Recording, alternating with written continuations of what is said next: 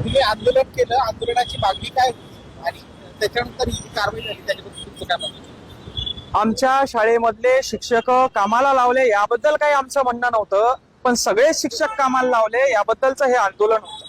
बरं, असंही नाही की तहसीलदारांना सांगितलं नाही, असंही नाही तहसीलदारांना सांगितलं नाही, असंही नाही शिक्षण अधिकाऱ्यांना सांगितलं नाही, पण तुम्ही सगळेच जर का बहिरे होऊन बसला असाल तर आवाज आमचा कुठतरी आम्हाला वाढवावा लागेल. आणि तुम्हाला एकच सांगायचंय, सगळेजण अन्याय सहन करणार नाही, कुणाला तरी समोर यावं लागेल, कुणाला तरी आवाज उचलावा लागेल, या सिस्टमच्या विरोधात आवाज उचलावा लागेल. आज जन्माच्या प्रमाणपत्रापासून तर मृत्यूच्या प्रमाणपत्रापर्यंत भ्रष्टाचार बोकाळलाय.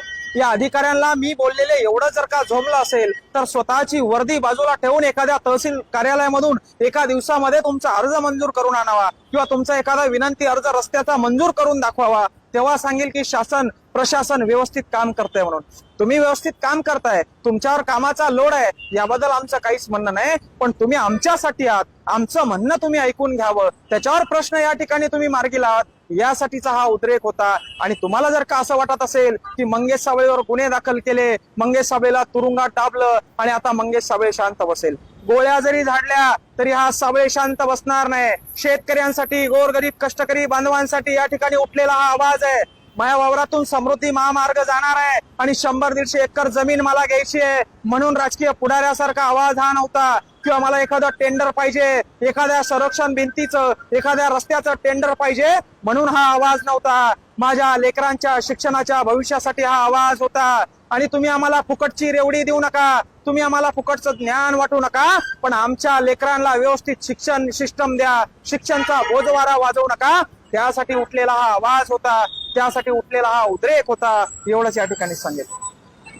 नक्कीच राजकीय षड्यंत्राच्या माध्यमातून आमच्यावर गुन्हे दाखल करण्यात आले, आमचा आवाज दाबण्याचा प्रयत्न करण्यात आला, पण त्या राजकारण्यांना मी सांगू इच्छितो, साबळे हा तुमच्या 4 दिवसाच्या तुरुंगानं किंवा 4 दिवसाच्या हर्सुलच्या जेलनं दबणारा नाहीये. अरे एवढा भ्रष्टाचार आज या महाराष्ट्रामध्ये बोकाळलाय, याच्यावर साबळे आवाज उचलणार आहे. आज हर्सुलचं तुरुंग सोडलं, हर्सुलचे या ठिकाणी पोलीस अधिकारी सोडले, तर बाकीकडं सगळीकडं भ्रष्टाचार या ठिकाणी बोकाळले. म्हणजे जेलात प्रशासन चांगलं सुरू आहे, जिथं कैदी असतात तिथं प्रशासन चांगलं सुरू आहे, मात्र बाहेर जिथं सामान्याचे काम व्हायला पाहिजे तिथं टेबला खालून पैसे द्यावं लागतायत, टेबला खालून भ्रष्टाचार सुरू आहे. आणि त्याच्या विरोधात जर का कोणी आवाज उचलणार असाल आणि तुम्हाला वाटत असेल तुम्ही तो आवाज दाबणार असाल तर ही जनता शांत बसणार नाही, आमच्यासारखे तरुण शांत बसणार नाही. आणि आम्ही ही खुणगाड बांधून हा आवाज उचललेला आहे. तुम्हाला वाटत असेल 4-2 दिवसाच्या तुरुंगवासानं तुम्ही आमचा आवाज दाबणार तर विसरून जा,